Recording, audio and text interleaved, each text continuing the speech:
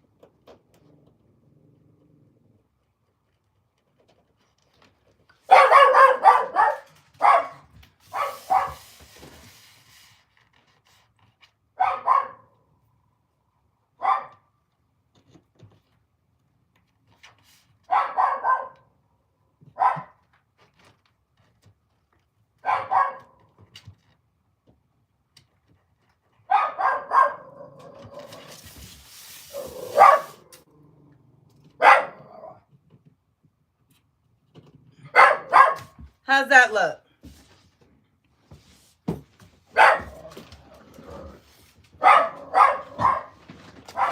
Damn. I made it too far over there.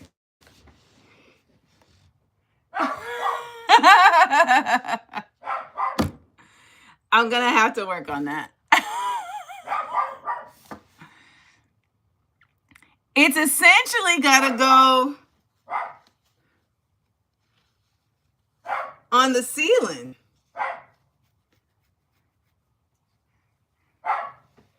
Right? But it's like, it's driving me crazy that it's over there. That's not driving y'all crazy? Oh my God, that's going to drive me batty.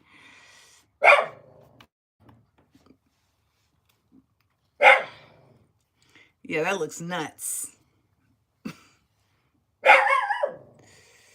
That looks nuts.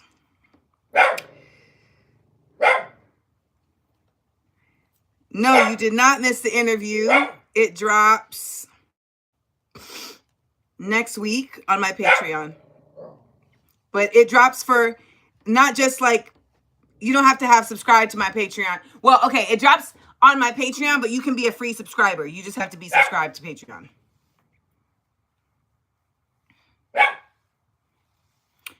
Say something like, I don't know why YouTube, like why y'all are so weird. But let's try and keep the comments like not annoying tonight. Can we try and do that? Please.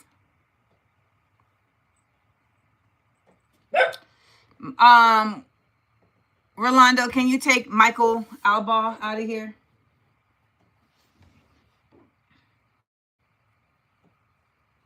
Thank you. Satan, get Satan out of here already. Like we're really really in here calling people nigger. Like that's You understand what I'm saying?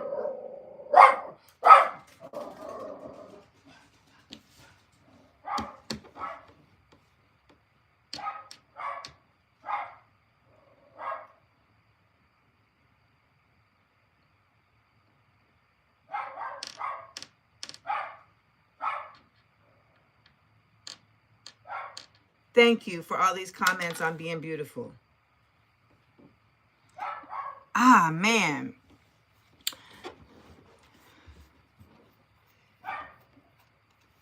So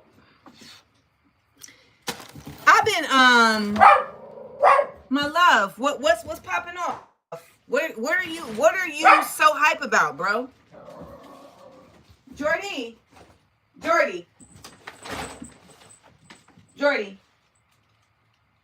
You okay? You okay? That's what I thought.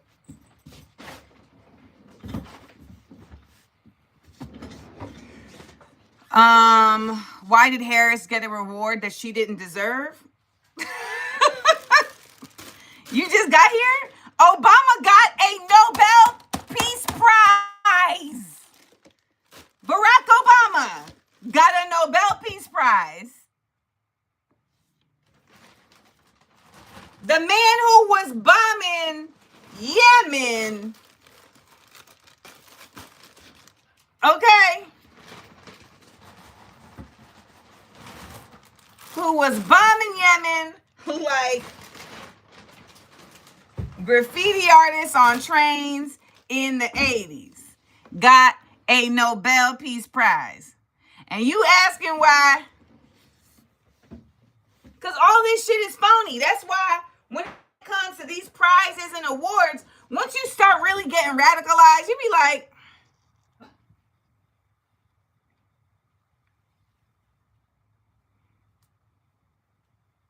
why would he get a Peace Prize for... Okay. So he got it for running and winning. Why would he get a Peace Prize for running for office and winning? What?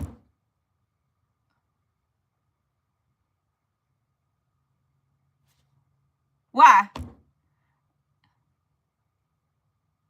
You want to hear my thoughts on the show Severance?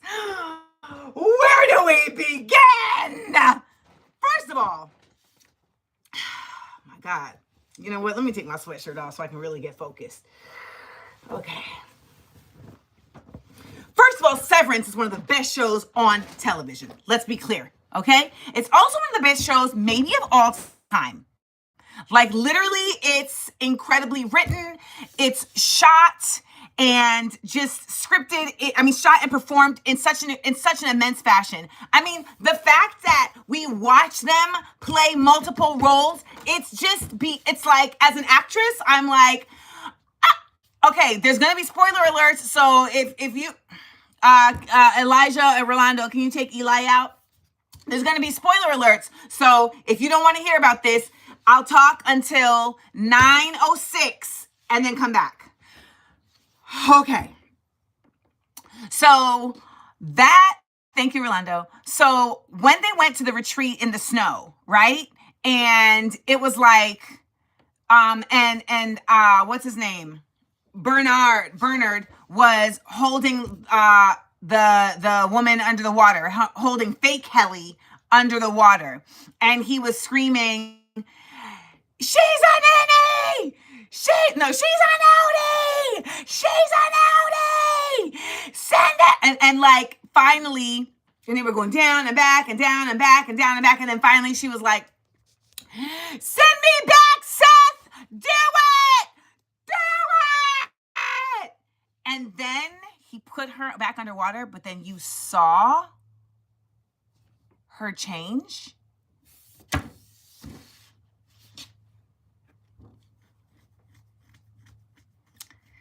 Just, let me tell you something, Rocket Man. For any racists in here, let me tell you something. You harass Black people because you don't have the balls to actually stand up to the white people who keep you under their thumb. You harass Black people because you're cowards. Yeah. You come and harass Black people, you harass everybody else, except for the actual white people who are harming you on a daily basis and have been since you were freaking vassals, since you were plebes. Okay? All you white people who be on here and everywhere running your yap, trying to talk about Black people this, Black people that, it's simply because you are so weak that you can't even check the people who are continuously keeping you as their peasants. Yes. You're their peasants.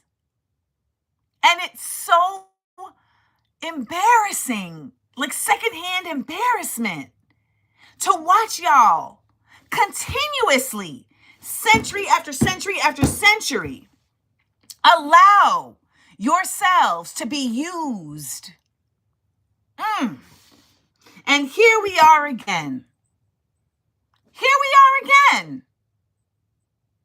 And you're asking yourself, why are we in this situation?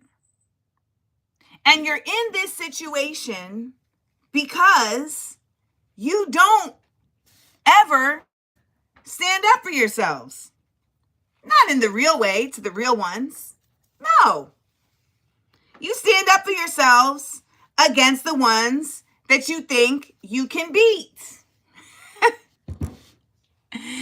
Yeah.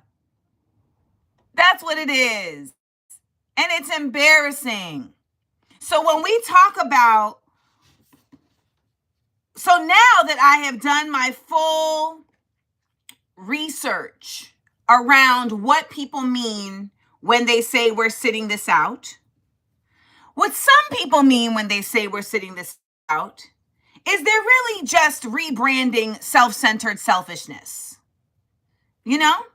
That's what some people mean when they say, when Black people say we're sitting this out, some people are saying, I'm really self-centered and selfish, and I'm going to use this moment to act as if that's I.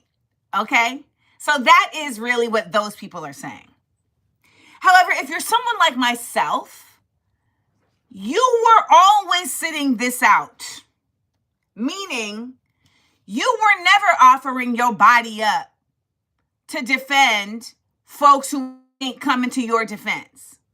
I'm not going to no women's march. No. The women's march is for the white women who didn't know that their friends, other white women, was going to be voting against their white vaginas. No, I'm not going to no goddamn women march. Now, I, as a Black woman and a continuance of the Black radical tradition, exist in a manner that regardless of if I put my body up or not, will always end up affecting the masses in a positive fashion. Because if the folks who are on the bottom are constantly making sure that they good, that their people are good, they're by nature holding everything up. Yes. They're literally holding everything up. So when we say, so now that I understand that what some people mean by I'm sitting this out means I'm not putting my body on the line, I also am like, when were you? Were you down there at the border helping the kids get out the cages? Were you there? Was you marching for AAPI, anti-Asian violence, against anti-Asian violence? Was you there? I'm just wondering, like, were you, I mean, I guess maybe the Women's March, But like, was you there? And so when I see like this, when I see folks say things like, I'm not gonna do that, some of them are just trying to sound like they was doing something. Okay? But at the end of the day, I will say this. If you feel compelled to be in a space that means something to you, then go for it. But what I will also say is that white people in this country do not know how to stand up for themselves. They don't know how to stand up for anybody else either. And I mean that in a generalization. People who happen to be white, co-conspirators, they do. But the white people who don't consider anything beyond their existence as an issue, they don't know how to stand up for themselves. That's why their response to everything is, sue! We need to sue! Which is like, if that's all that you can come up with, baby, you ain't gonna come up with much. You're not gonna come up with much. So I understand now what they mean when they say sitting out and standing in. There are rights and wrong in this world. So miss me with that as well. Lemon tea, they do matter. We exist among them. We are literally having to deal with the repercussions of their weakness. They do matter. Furthermore, I'll talk about what I want to talk about. If you don't want to hear it, leave. We live in a nation that is majority white people. And I'm looking at them standing outside with their signs. And I'm like, when y'all gonna find out where these people live? When are you gonna find out where them people live? Them people took your job and you standing out a building they not in with signs? That don't make no damn sense. You standing outside of the building that they won't let you in with signs. When you gonna find out where them people live? Because I'm trying to understand. And they coming for the guns next, by the way. They coming for the guns. Pam Bondi and your man's Trump, they coming for the guns. Uh-huh. And I can't wait to see what that's going to look like. What is that going to look like? You see them French flags that Charlotte A put there? Mm-hmm. You see, part of the reason why they don't want white people to know history is because any change that has happened in this country in a significant fashion has come at the expense of Black bodies and has come at the response of Black people, right?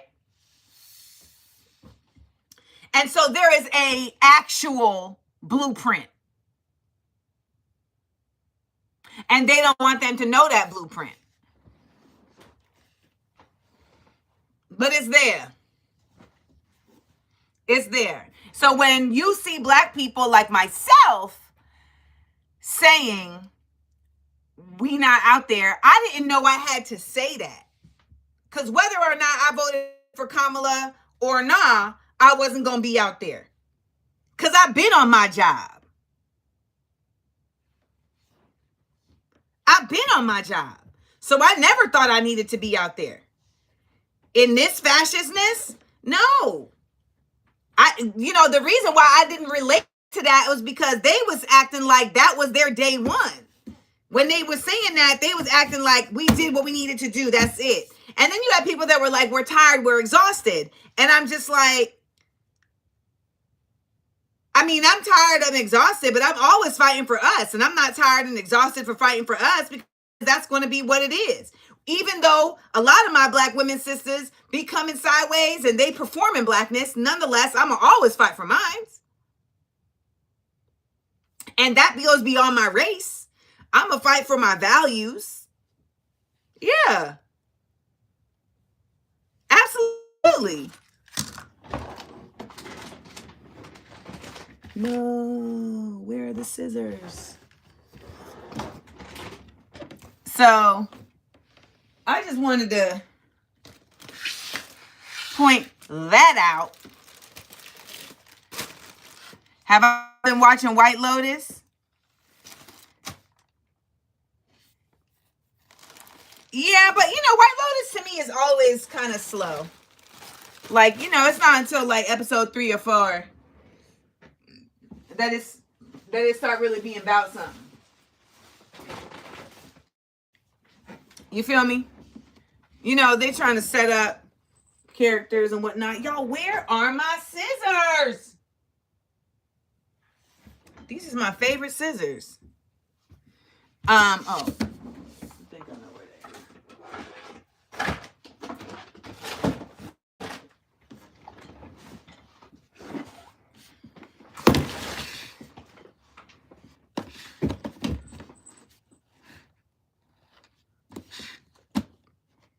How do I feel about Bernie Sanders?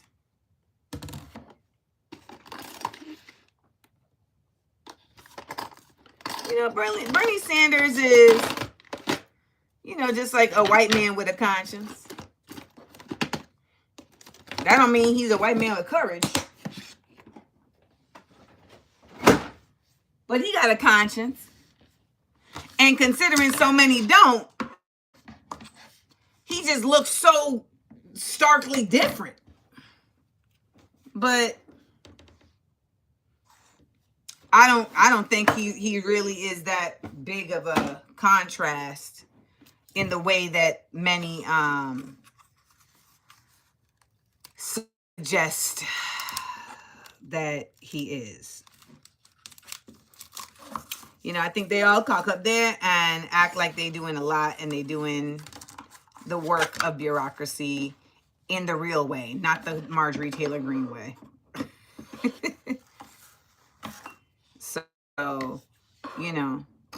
and they don't, and at the end of the day, if you're a career politician, I'm just not for you in general.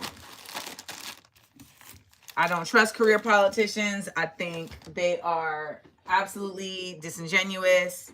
And at this point, it's imperative that we really understand that, like, that's one of the reasons we're in the situation we're in now. Because people want to be career politicians and not give up room and not give up space and not create pathways for future generations. And so people get to stay in and hoard power. And eventually, alliances happen between folks, and it becomes about them and not about the people. And that's that. My example of performing blackness is those that stand with you all the while giving the side eye and side comments. They will drop you when it is not beneficial to them. I don't know that I would call that performing blackness, because I think that's just, performing friendship. I think performing blackness is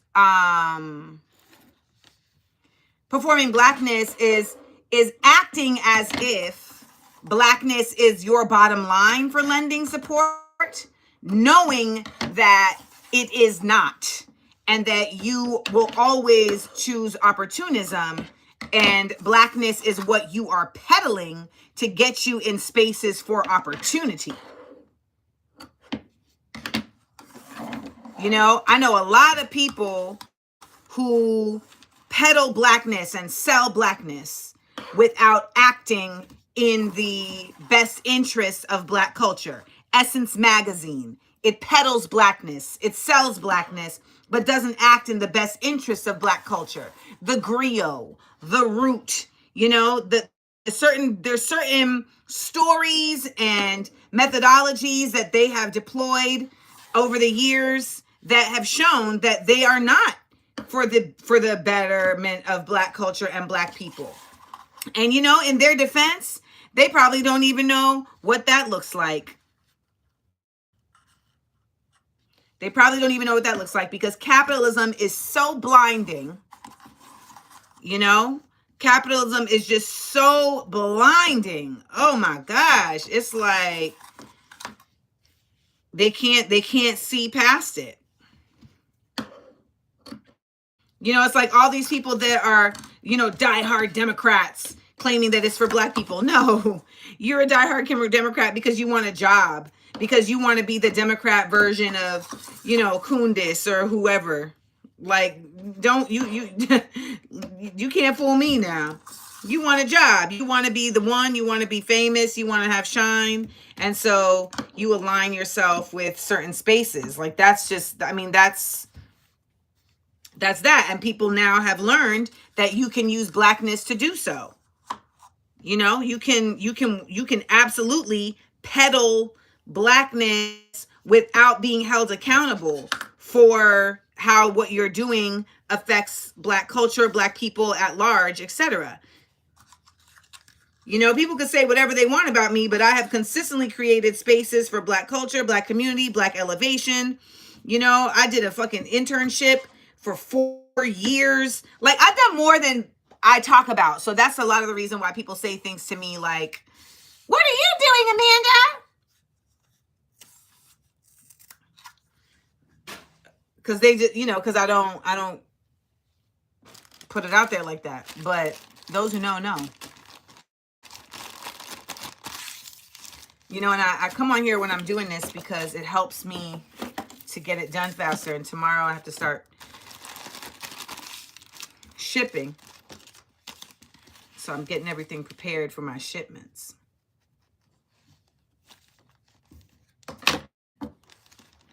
But I really am upset about my scissors.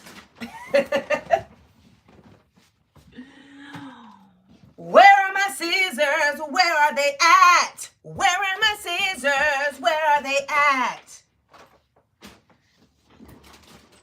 I don't know. I don't know. I don't know. I don't know. I don't know. I don't know. I don't know. I don't know. Where are my scissors? Where are they?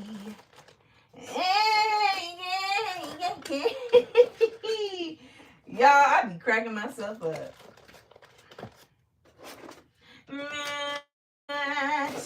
Where are my scissors at? Jazz chord.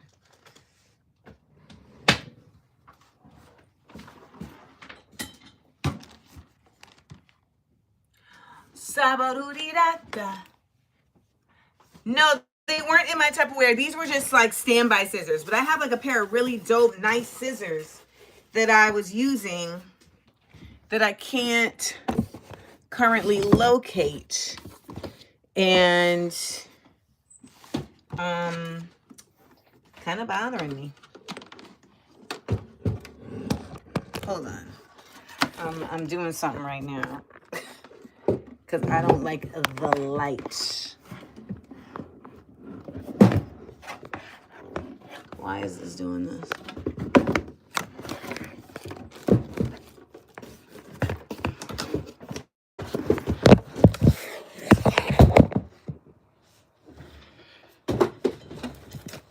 Someone asked me if this area is dedicated to crafts. This area is dedicated to Amandaland Exports. So it's dedicated to fulfillment of orders from my store.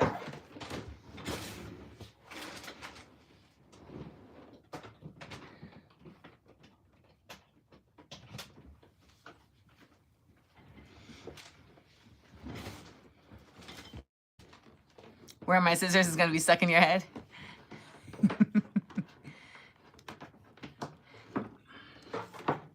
Where are my scissors?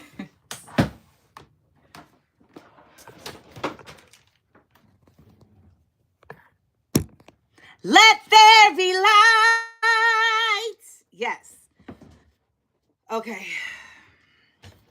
Now I can work.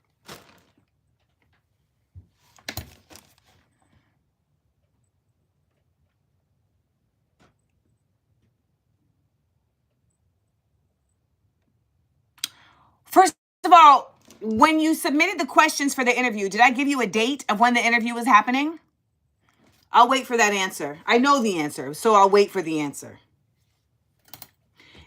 Is it possible for you all to ask questions without being pricks? Is there? Like, I want to know why you don't know how to ask questions without being pricks.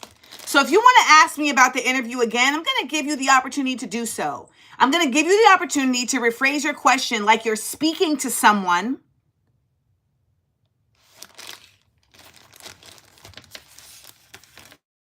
With some fucking respect.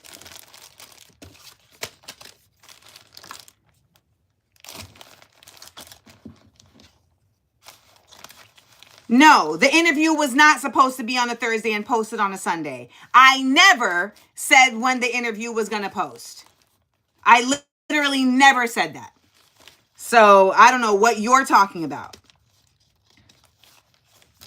I never said that. I don't know why you are coming at me sideways. You know, I don't know why it is that it's so hard for you all to understand that you can ask a question about things that you don't know. When you are shooting an interview, they have to edit.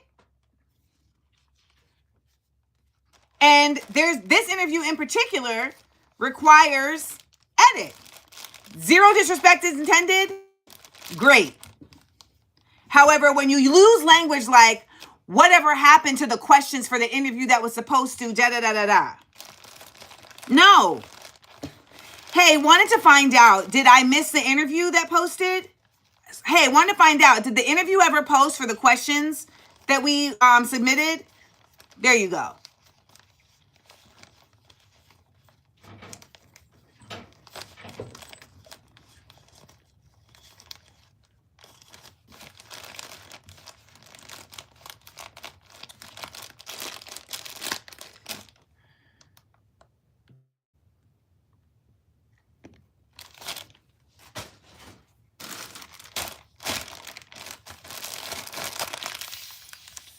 I don't have any shows right now because I'm not doing shows. Oh, I already blocked Lakeisha. I don't know who the fuck she think I am, but I blocked her. I just decided that I don't want to do ticketed shows anymore. So I am not doing ticketed shows anymore. So I'm not even doing Smart Funny and Black right now. I will of course bring Smart Funny and Black back. But my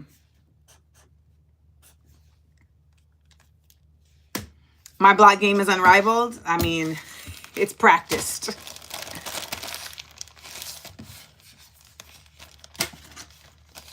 I go live at night when I am packaging because it helps me. It's called doubling. It helps me do this faster.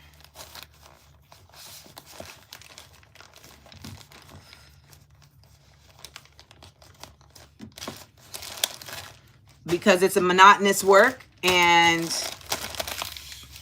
I don't like doing monotonous work. So it helps me to do this. So I've been watching this show. I broke a blood vessel in my eye. So I've been watching this. You're trying to get sorted into your proper house, Rolando? I have a feeling you're Slytherin. Yeah, I have a feeling you're Slytherin.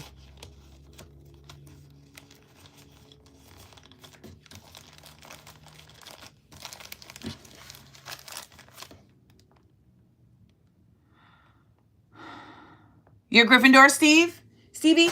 I used to be Gryffindor. And then I grew up, got older, and became Ravenclaw.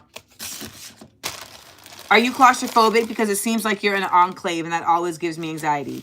No, it's actually not an enclave. Like, it's a loft. So I'm not in like a hovel.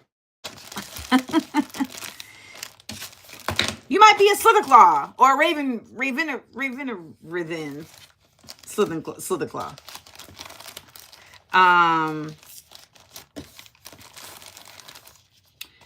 But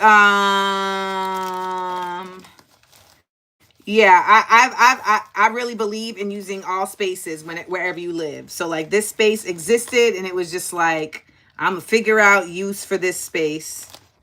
And then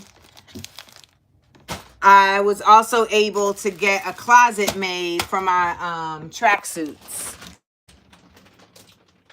So that's my closet for my tracksuits.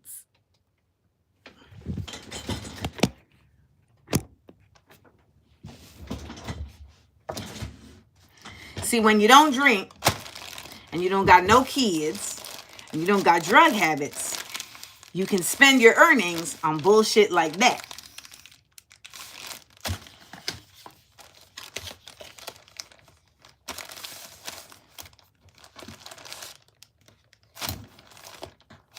We working on the closet show.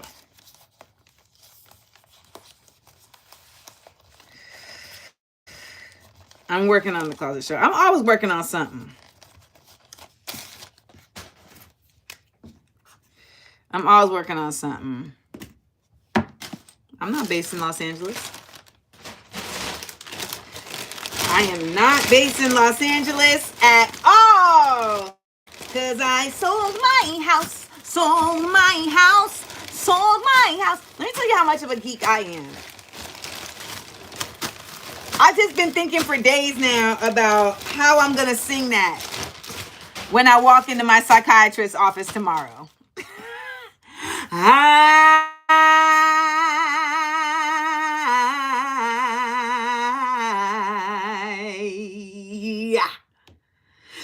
said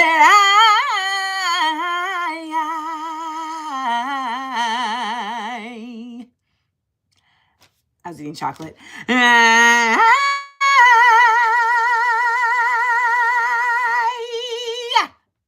Sold my house. I sold my house. Sold my house. And like that's I'm gonna sing that to my psychiatrist tomorrow. I'm gonna sing that to my psychiatrist tomorrow. My psychiatrist be looking at me like, I know exactly why you here. But like in the best way. Like in the best way. I really like my psychiatrist. It's so funny, you guys. Like when you start going to therapy, it can be really frustrating when you meet with therapists who like don't vibe with you, because you just feel like, damn, like, am I gonna? Why would I relocate? I just relocated back to New York. Hell no, I ain't going to no goddamn Chicago. You know how cold Chicago is. Also, that's just like a whole other kind of hood that I'm not trying to learn. You know, if I relocate, I'm relocating out of the country. Okay? Out of the country. I remember when I got into DePaul and I went for a visit to the school, and we had to walk over thank you, Vegas Dice. We had to walk over it was like a pasture, not a pasture, but like a long stretch of grass, a field, if you will. And I genuinely thought when we got in the building, my face wasn't going to be there. I felt like I had left my face outside. Yeah. I felt like I had left my face outside. I don't want that for my life. You know? I don't want that for my life. I never put it out. I never posted it, but I did a Get Ready With Me last time I was in Chicago. And let me tell y'all, you would think I was about to go for a spacewalk the way that I was suited up. You would think. You would think. And it's not even that I don't like winter, but it's a different kind of cold. It's not made for sun people. And you know I'm an island gal. So, no. I really want to go this year. I really want to go somewhere that I've never been before. I would really like to go there. I would really like to go somewhere I've never been before. And I've never been to Asia. I've never been to Asia. I blocked Lakeisha for asking. No, I blocked Lakeisha because she then followed up to say to me, simple answer would have been XXXZ. That's why I blocked Lakeisha. That's why I blocked Lakeisha. She could have just shut up. But she felt like she was going to go back and forth with me. So I just cut out the fourth. So you could, if y'all are texting, text her and let her know that's why she got blocked. Because she felt like she was going to come with the fourth. I take too much on this app to be dealing with y'all and your little selfish, egotistical moments of feeling some type of way. I take too much. I've already been called a nigger tonight. Okay? So I'm already a hypersensitive person and I'm literal. If you're not going to apply those two things when you come in my space, don't come. Okay? Don't come, because that's how I'm going to show up every time. I'm going to show up that way every time. I am not normal. You know, y'all, a lot of people are quote unquote normal. I'm not normal. I have very particular ways about me. I have very particular ways that I exist in the world. And when I come on my page, you're signing up to those things when you come in here.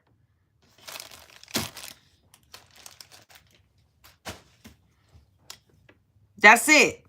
Me and my friends, that's how we roll. They have their ways. I have my ways. Our ways coincide with each other, and thus we are friends.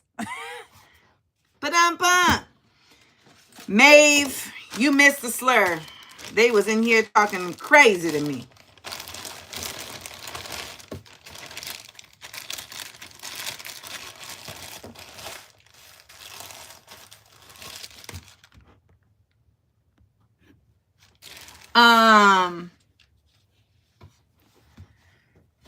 Yeah, you had one person in here spelling out the N-word with a hard R. Then you had somebody else who kept saying over and over again, I killed George Floyd. Like, you know, that is violence.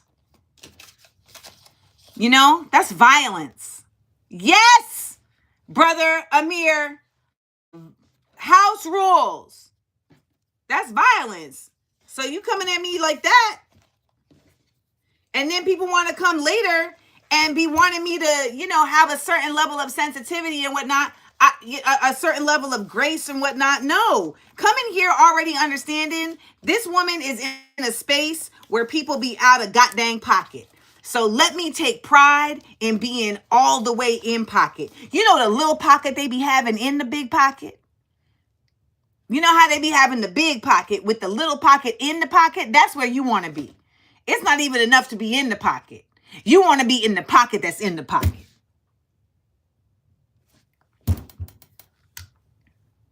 Aspire.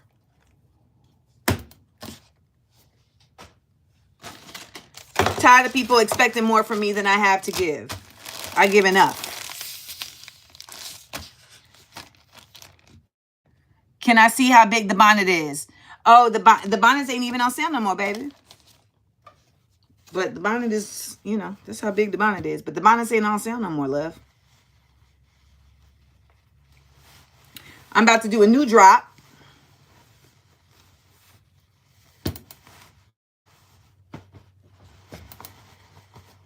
I'm about to do a new drop next week. You want to see what's in the new drop? I've got locks. I've got locks. I've got locks, and I'm really cool.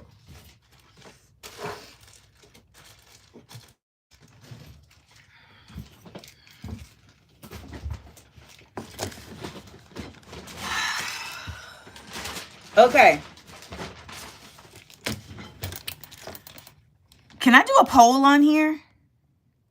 Yes! Okay. Do y'all want an art print or puzzle?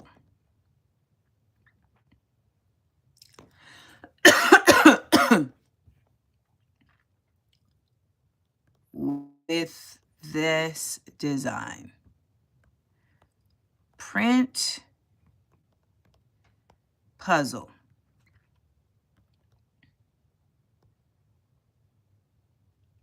Okay. So this design, of course, you know, all of my artwork is created by me. It is handwritten, hand drawn by me. Now, this is Save Yourself. So you'll be able to get this pin as the pin. And if you, this pin is so hard, I can't even, like, it's so hard. I'm about to tell you right now what the inspiration is for the art love. Wait, let me see if I can read your name. Okay, Jaouid.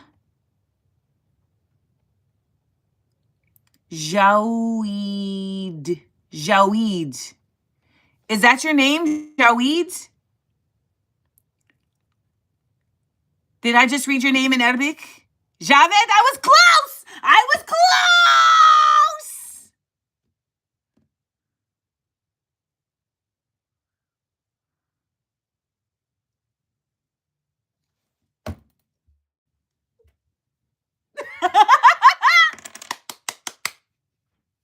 I'm learning! I'm learning!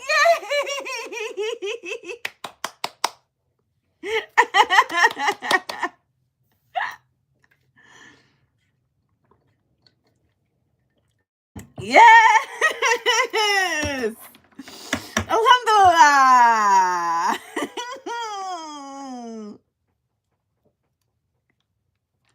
I'm so proud of myself. I'm so proud of myself. I read Arabic. Okay. Duolingo, Frankie the cat. Duolingo coming through every day, B. Every day on Duolingo. I'm reading. Okay, so you are, so the, okay.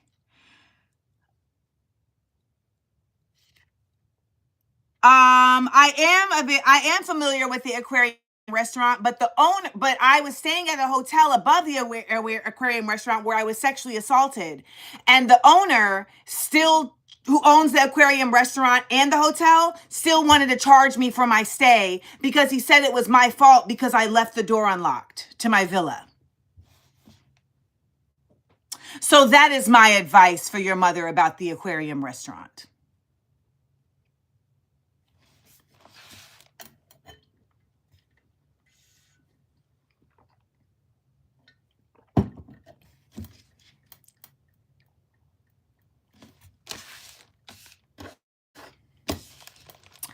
But as I was saying, thank you, Christiana Dabney. Or like eat there and skip out on the bill or something, you know? And when you skip out on the bill, tell them Amanda Seales sent you. Thank you, new son. I talk about it at length in my upcoming book. Okay. That's another conversation for another day. So, this is the pin. And in the bonus bundle, you can get the pin. You'll get the pin, the patch. This is the iron-on patch. However, I'm trying to figure out, should I partner this with a puzzle or a print? Because the design, I feel like, is so dope. And I'm also looking into possibly a scarf, like a headscarf. Maybe I should, you know what? Okay, well, let's see what this poll says. Y'all want more of a puzzle. I'm going to do the poll again. And I'm going to add a scarf as an option. Okay? Okay. Which do you prefer with this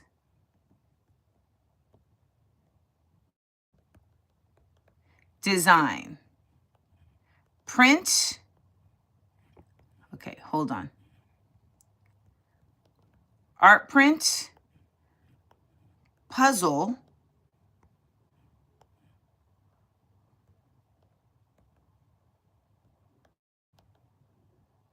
satin scarf.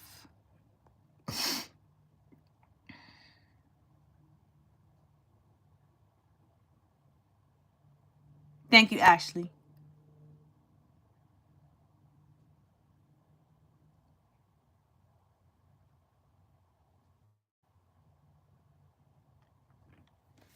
And this is the design I'm asking about.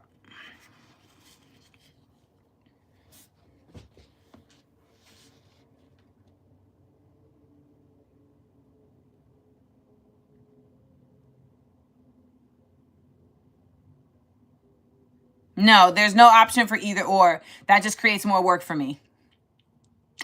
So it's going to be one or the other. Miss Ebony is not playing about a smartphone and black mouse pad. I'm actually about to make that available for you.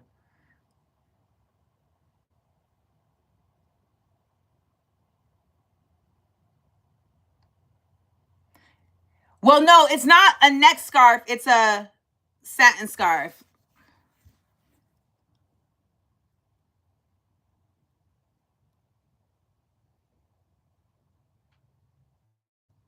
I want the puzzle for my great aunt and the scarf for myself. Scarf makes more sense. You might need some eye drops. I don't need eye drops. I just have a popped blood vessel. See? It's like Interview with the Vampire. Can it be used as a hijab? Depending on the size, I don't see why not. It doesn't hurt at all. My eye doesn't hurt at all. Okay, Nisi thinks that the scarf would make more sense. Satin scarf is more versatile. Thank you, Kevin Johnson.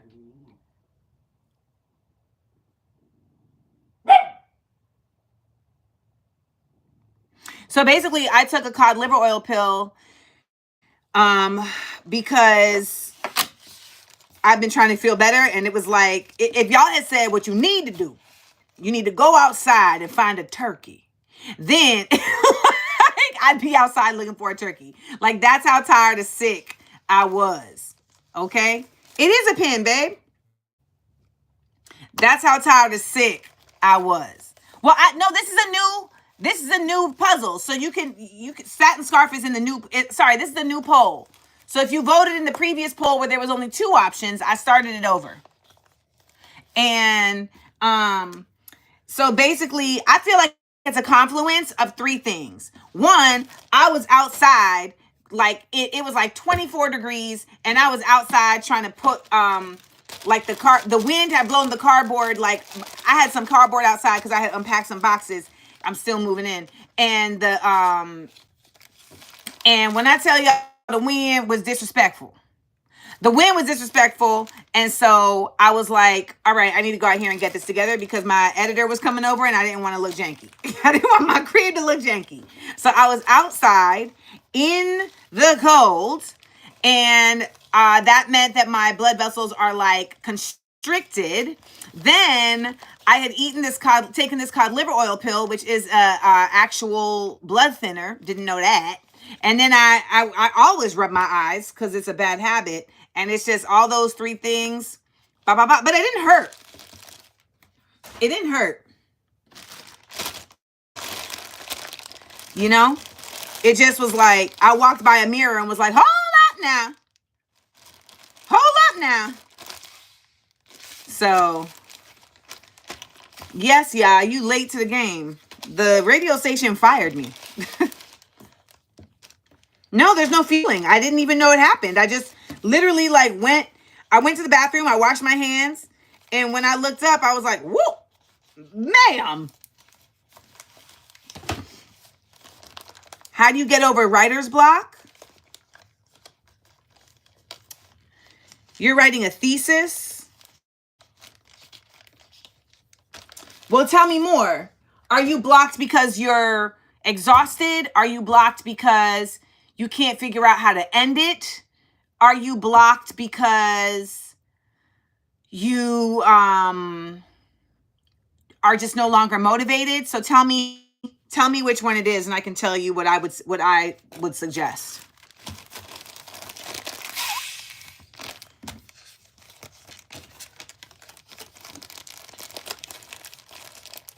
Exhausted, I would suggest to take in some art that has nothing to do with your work. So, like, I did go to the doctor for my eye because I was like, you know what? Let me just go see.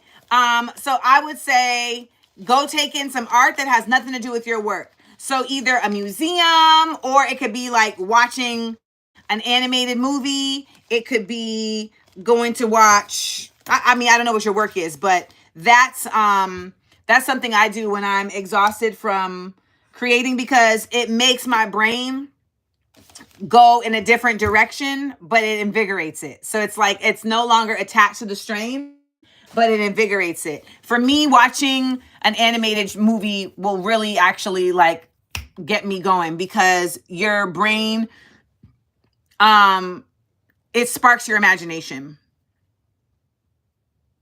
So, you know, there's that. So if exhaustion is one of those things, if exhaustion is the reason why you have a writer's block, then I would suggest that. If you are like uninspired, if you're uninspired, then nature.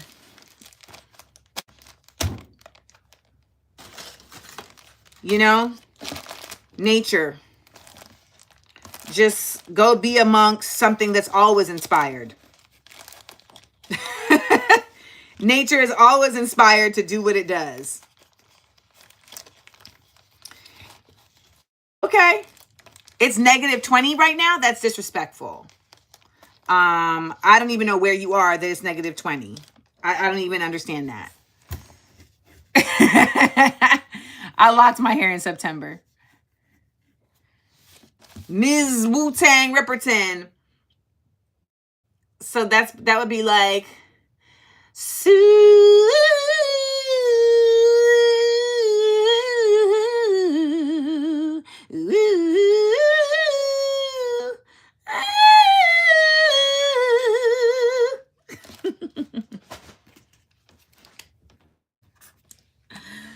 Loving you is easy 'cause you're beautiful.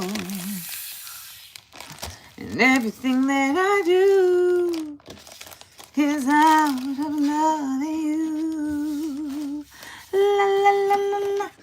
La la la la la. La la la la la la la la la la. Do do do do do.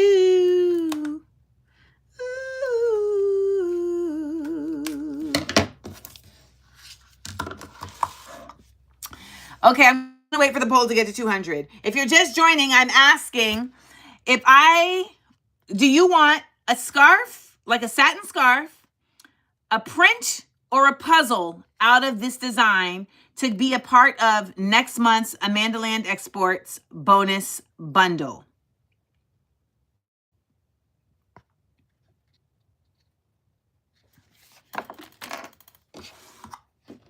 If you're just joining, I really hope that you go back and replay the beginning of this live. I think it's very valuable. And it is about what the live is actually titled, which is who's standing in and who's sitting out and why. And it relates to the inquiry that I posed the other day on my shorts. If you have not subscribed to my page, please do so. If you have not liked my Amandaland videos for this week, please do so. Go over there, like and comment.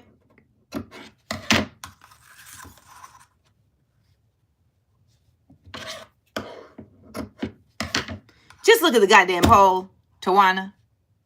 A satin scarf, a puzzle, or a print. That's what I meant. Can you give songs? You know I don't know the song the first time I saw your face. Don't kill me. I don't know that song. But rest in peace, Roberta. Rest in peace, Roberta. Yeah, I got to get next week's shows up to order. Could I explain the illustration? Oh, I apologize. Okay. So, the illustration is based on the necessity to not look for the hero outside, but to look for the hero within you. Save yourself. And it's not about saving yourself in the sense of like, fuck everybody, I'm only going to care for myself. But what it is about is saying, I'm not going to abandon myself. I'm going to arm myself. And we arm ourselves in many ways. We arm ourselves with knowledge. We arm ourselves with energy. We arm ourselves with those who we keep around us, right? We arm ourselves with skills. And a lot of times we will completely disarm ourselves because we abandon ourselves, and we will tell ourselves we can't do anything, and that's what depression does too. Depression lies to you and convinces you that you don't have it within you to care for yourself. And this symbol speaks to you caring for yourself. This symbol came out of a time when I was incredibly, I had finally reached my depression in the pandemic. And I was late to that. A lot of people, like, they immediately was in a depression. And for me, it was like, it took a few months. But when it hit, it was like, damn, like, I really don't have any inspiration. I don't have any motivation. I don't have any momentum. And I just remember I was lying on the couch feeling bad for myself. And it was the middle of the day, and my homegirl out the blue, just sent me an episode of Jessica Lanyato's Ghost of a Podcast. And I just started listening to that episode. And in the episode, she talks about don't abandon yourself. And it just got me up. And a lot of us go to therapy and we learn tools, and we don't deploy those tools when we need them the most. We don't deploy those tools when we need them the most. And so these cutlass, this is a cutlass in Grenada. In the Caribbean, we call it a cutlass. In other places, they call it a machete. And these are used to protect you from invaders, from harm, okay? But a cutlass is also used to cut through the bush and make a path. Yes. It's used to cut through the bush and make a path. So you're arming yourself. That's what this stands for. Save yourself. If that means cutting off people, if that means cutting through, you have it within you. Don't abandon yourself. And this is what we're dropping here at the Amandaland Export Shop next month. La la la la la. La la la la la.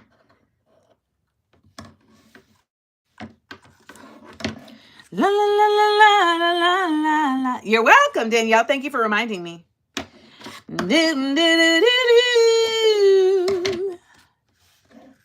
Okay, so Diana's like, ooh, now I want the print.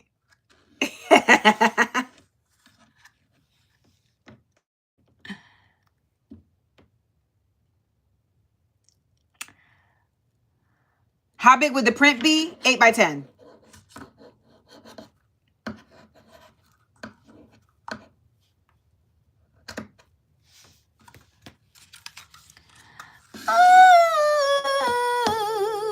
Super talented, but your own worst enemy. Done got your own show several times. Spots on shows, radio shows. Stop being your own worst enemy, beautiful. Go fuck yourself.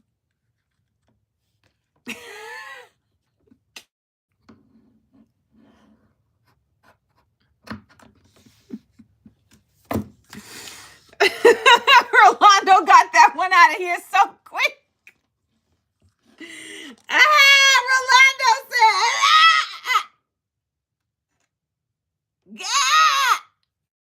said, Rolando, you got that person out of here so quick.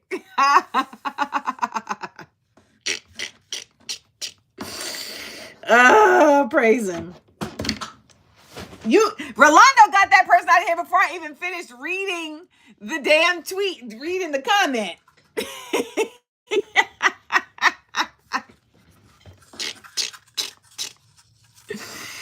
Rolando said, nope. No, get out of here, please. Please.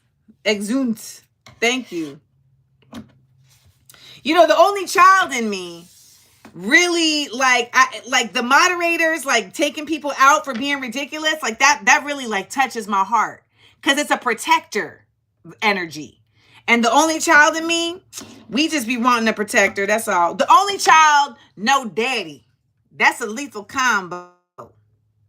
You know? That's a lethal combo. So when folks be having your back, you know, you be like, that GIF.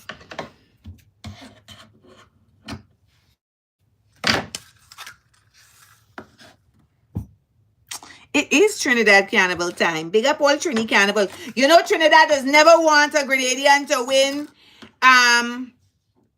They never want a Grenadian to win the Soca Fete. But I think it could happen, you know. Trinidadians has always be hating. They just be hating on letting a Grenadian win the Calypsonian of the year.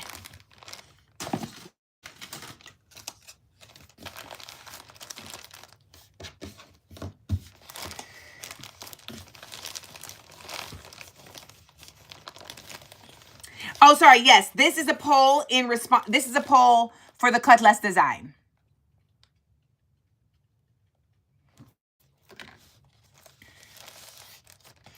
Trinidadians just be like, well, everybody could compete, but only a Trini could win. All you could compete, but you can't win. Everybody can't win. Only a Trini could win.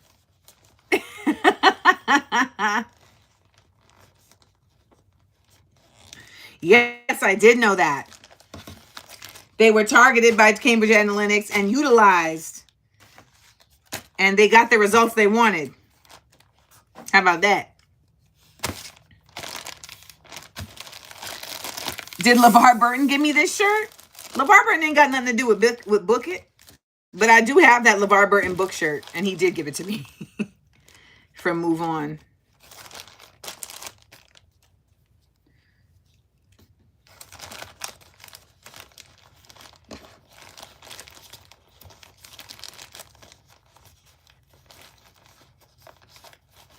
Yes, it's going to be a pin as well.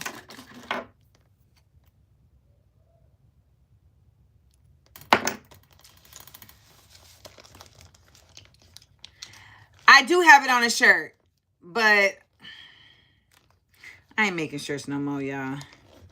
I may possibly do a thing where it's literally like I sell 10 shirts a drop. Like I may do something like that where I sell 10 shirts a drop. And you know, you get it how you live. So it may be something like that I'm going to do.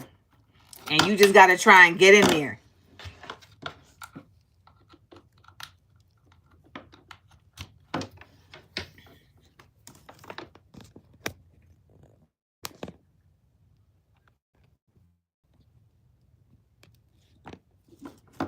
Why is this not charging?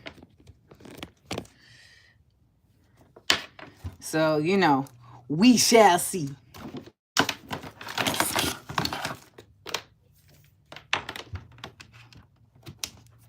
Amazon bought the James Bond IP. That's because Jeff Bezos want to be James Bond. That's what that's about. Corny ass.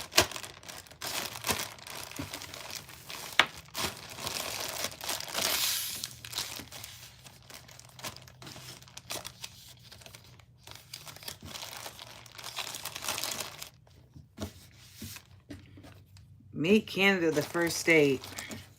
You know, it's all fun and games until it's a real war.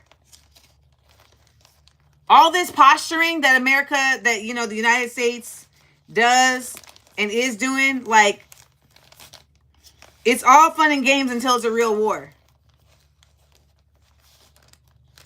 And, you know, I don't think people really understand that a war is way easier to pop off than you think.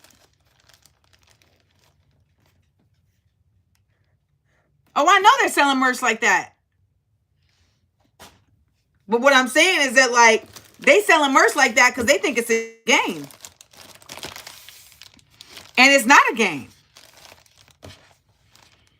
And it's all fun and games until it's an actual war for real. And I'm going to tell you now, if there's really a war, if he really was trying to annex Canada, it would be Europe against the United States.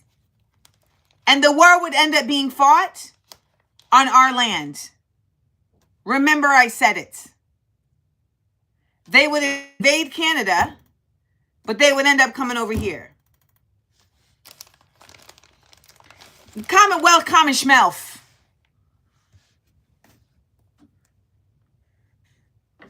Oh, you mean the British Commonwealth? Does it seem like this man cares? There ain't no rules. Somebody tell them what happened to my eye. I'm tired of answering that question.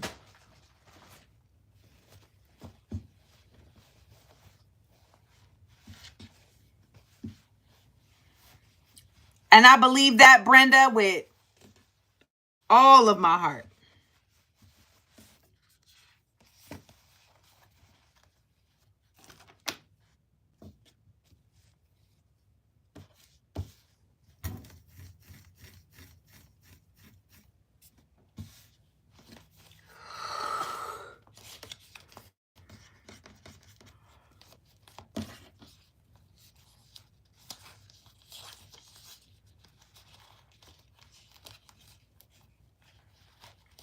Somebody talking about I need to get a bra. No, I don't. Look how these joints are sitting. What I need a bra for?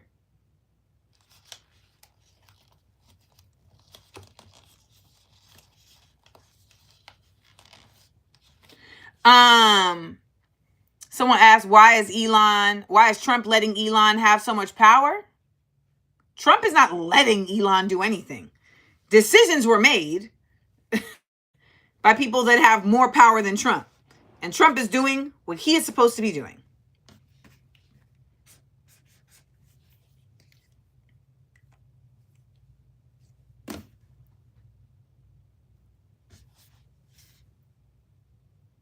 Thanks, Tira. Thanks, Delron. Melly. Why am I sitting in my annex in my little loft with a bra on?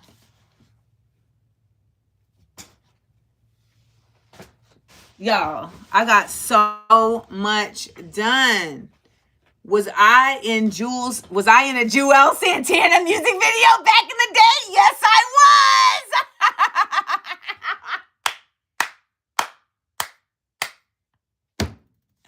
All right, you want to hear a story about that?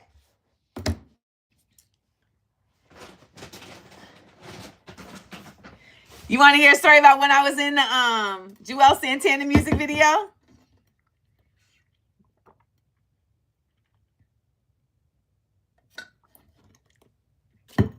So I used to live on 151st and Convent. 151st between Convent and Amsterdam. And Juelz is from 152nd between Amsterdam and Convent.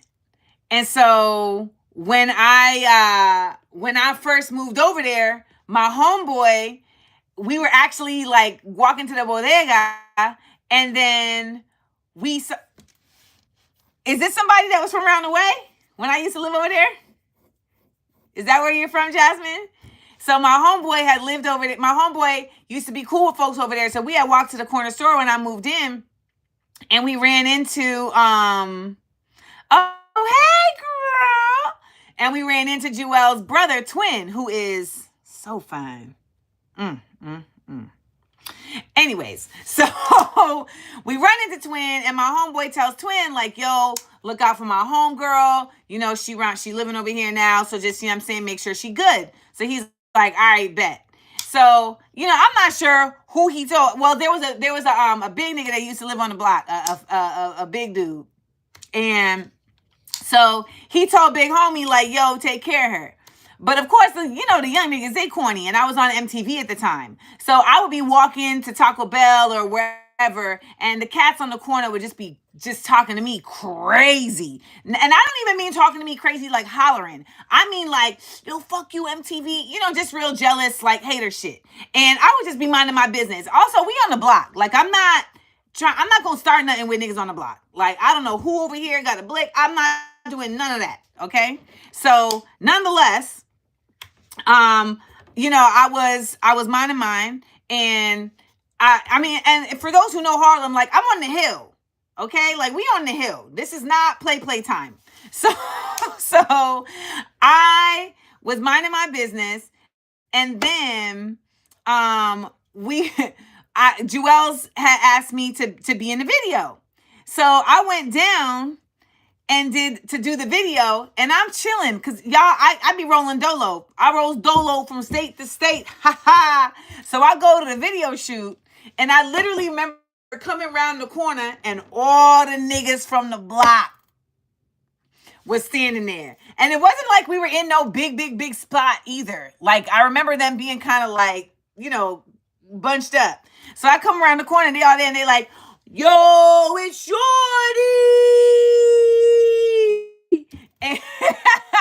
And the fat dude, he was there like, yo, what's good, he was always polite. And so he, you know, I take it as, I think he was the one running that block. So anyways, I go, and so, but now they like, they still don't know what I'm doing there though. But then I went on camera. Now, see, when they was on camera, it was the whole squadron. When I was on camera, it was just me and Juelz. And that's when they was like, yo. So they didn't know that I had been hood anointed. All right? Thank you, Tawana. Thank you, Tawana. Drugs are bad. And so when I came back from that shoot, the block was different. I was given mad respect, which is the most respect you can get on the block is silence. That's the respect you get on the block. Silence. Okay? Don't talk to me. That's respect. If you do talk to me, it's, I miss. Okay? And big homie, he was like, every time he would see me, he'd be like, yo, what's good, sis? How you doing? Da, da, da, da, da, da, da. So yeah, that was that video. So yes, I used to live over there on 151st and Convent from 2003 to 2015. 12 years. I did my time. I've done my time. I've done my time. So when people be like, Amanda don't know nothing about nothing, I'm like, get the fuck out of here. I was on the block. I was there. Yes, I filmed Diva Speak TV in my apartment in Harlem.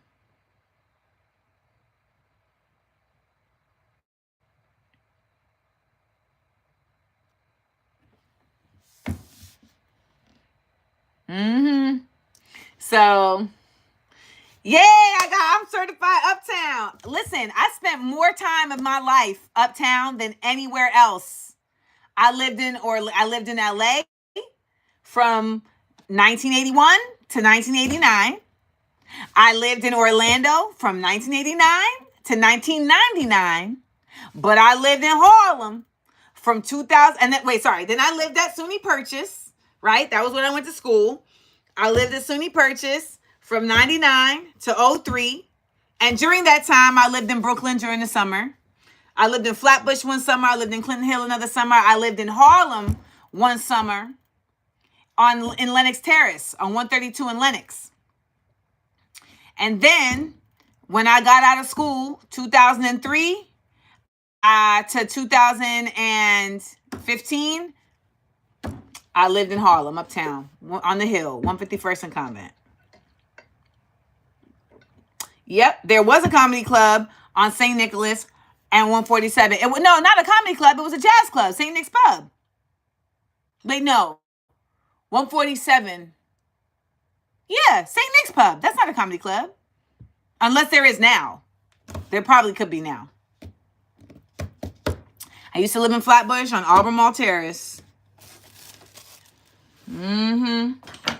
I've done my time.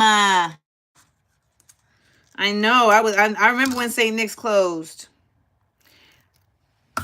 I remember because I saw the owner and I was like, how you gonna let this close? He was like, I need the money. I feel like he spent it on drugs. I don't know. That may be me. Maybe I'm wrong for saying that, but that's just the vibe I got.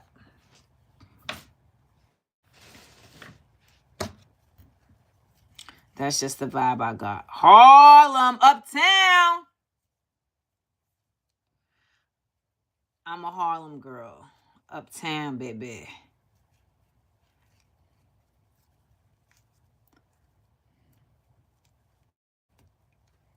Sassy Raven said, I lived in Harlem for I'm a Jersey girl. I lived in Harlem for 6 months and then I went back over the bridge.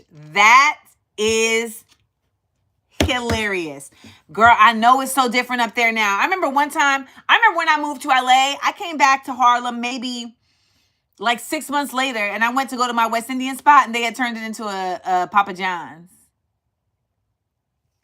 I was like, oh, wow. That's what we doing? Okay.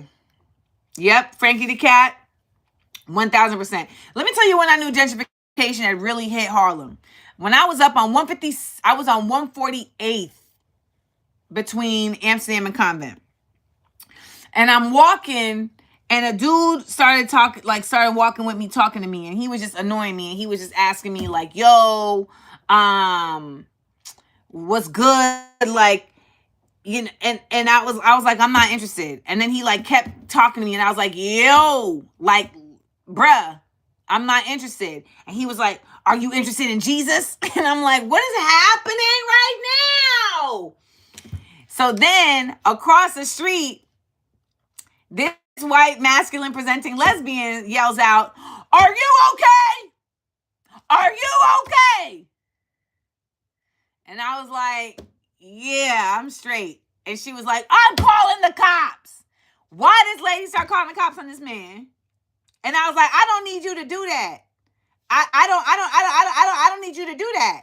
And she was like, yes, we are on 147th and blah, blah, blah, and he's wearing and I was like, nigga, run.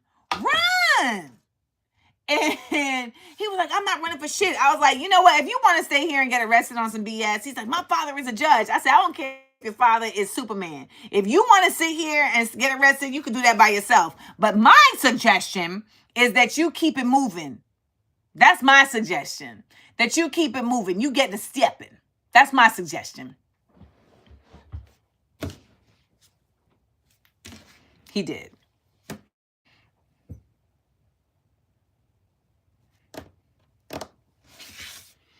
Yeah, Harlem is not for the weak. I used to talk to this rapper who was in a group called Pac Div. He was a short little nigga. And we went to the corner store. He had come to check me and we went to the corner store and he had on a red jacket.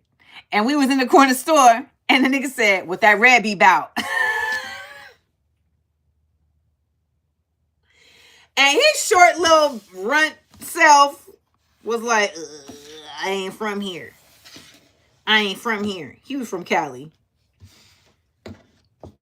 And I was like, man, leave that man alone, man. We just in here trying to get some refreshments.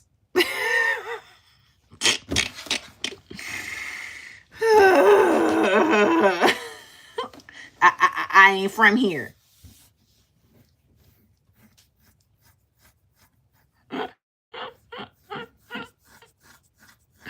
How do you suggest yourself when how do you protect yourself when meeting new people?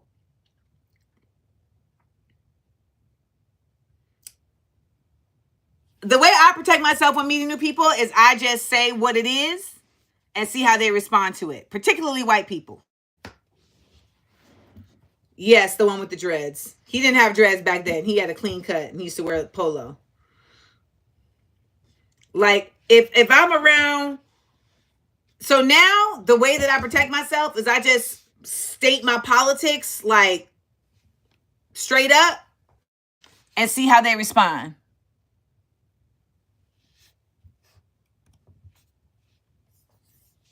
And then that let me know what they on.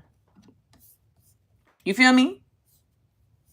That let me know what they on. When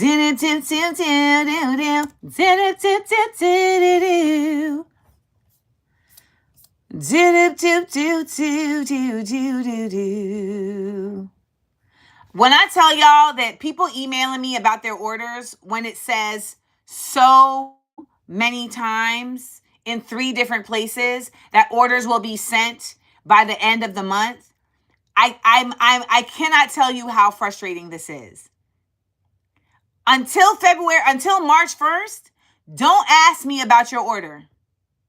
Don't ask. I'm not even going to respond.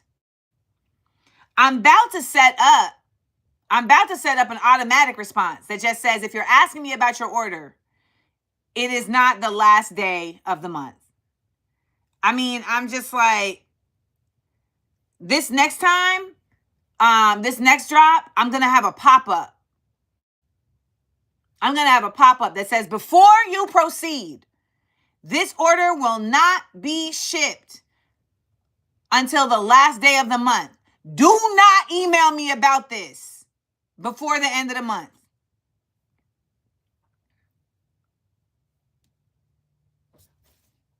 Read.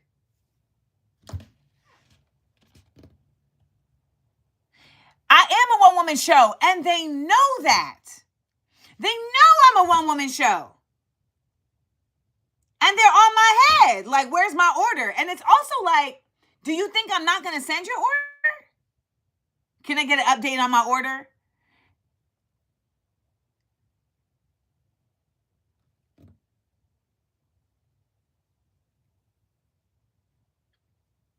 Can I do a toggle that they have to check?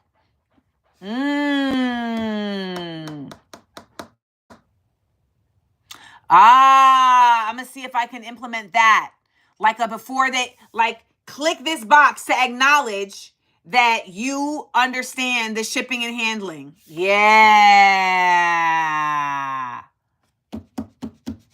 Okay. I'm going to do that. I'm going to work on that. Thank you.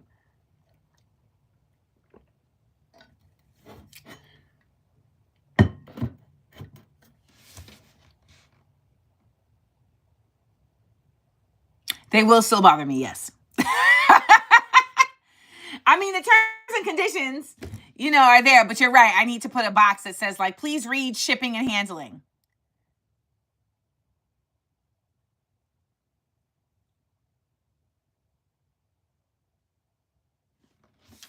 Watch the people, them still email she. Okay. It's 10:20. If you all haven't watched this documentary, this docuseries, Shiny Happy People,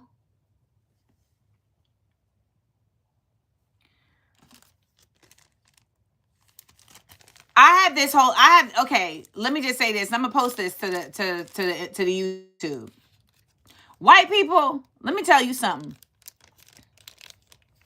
White supremacy itself is very much problematic. It is greed and opportunistic.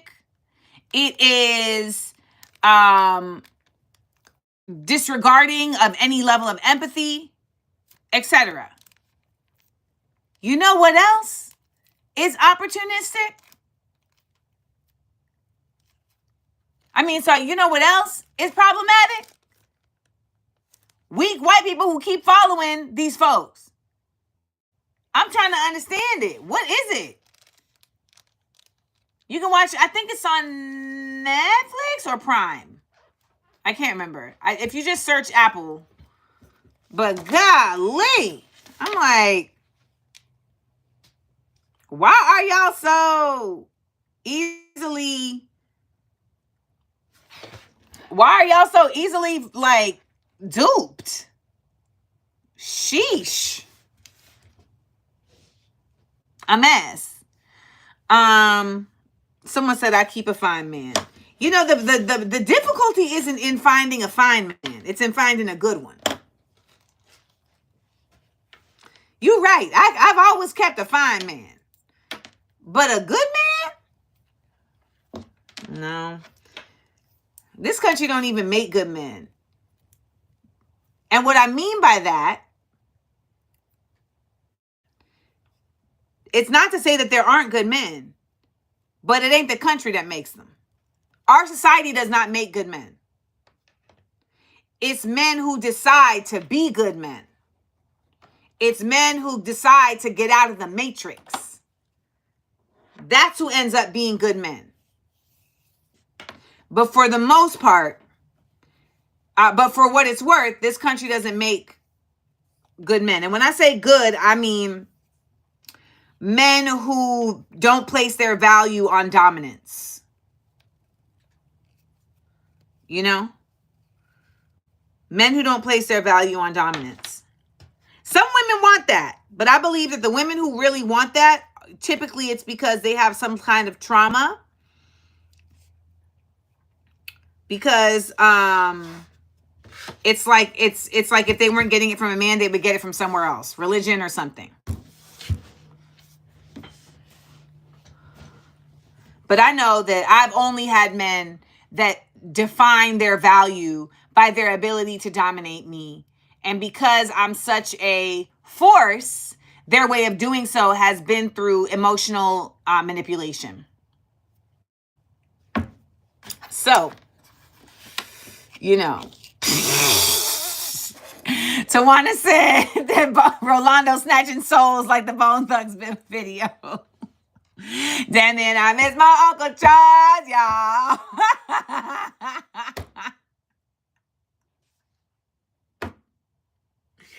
Let me get out of here. This was actually fun tonight. Because let me tell y'all that I've been feeling like, man, F this YouTube live unless it's views from Amanda Lynn. These folks is making it no fun, but it was fun tonight. So thank y'all so much for making it enjoyable. I got my work done, and so now I'm gonna start doing I'm gonna start shipping orders tomorrow night. And yes, Javed, you're going to write this paper and it's going to be amazing. Amazing. And if you need some inspiration, watch Kubo and the Two Strings. Mwah! Night, y'all. Oh, remember, check out this week's episodes of Views from Amanda Land. Leave a comment and like. Mwah! Good night.